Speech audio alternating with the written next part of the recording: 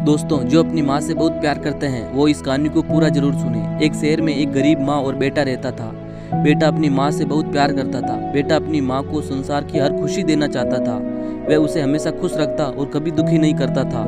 एक दिन उसकी माँ का जन्मदिन था। बेटे ने माँ से पूछा, माँ तुझे क्या चाहिए? माँ ने कहा, बेटा बहुत समय हो गया है, साड़ी नहीं ली, बस एक साड़ी दिला दे।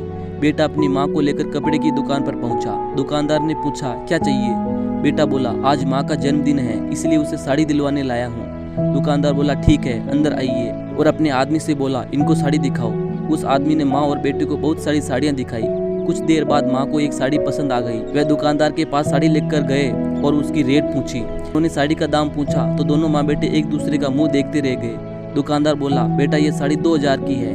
लड़का बोला, लेकिन मेरे पास तो 500 रुपये है, क्या 500 रुपये में ये साड़ी नहीं दे सकते? दुकानदार बोला, नहीं, ये 2000 की ही है।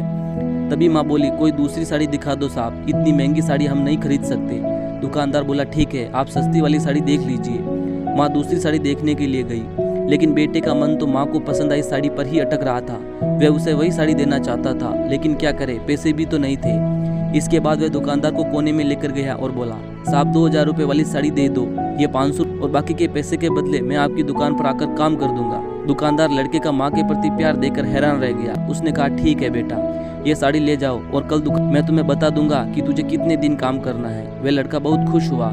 उसने अपनी माँ को 2000 रुपये वाली साड़ी दिला दी और घर आ गया। अगले दिन लड़का दुकान पर पहुंचा और दुकानदार से बोला, सेठ जी क्या काम करना है? दुकानदार लड़के को देखते ही रोने लग गया और उसे गले लगा लिया। वह लड़के से बोला, कुछ काम नहीं करना है, तुम घर जाओ।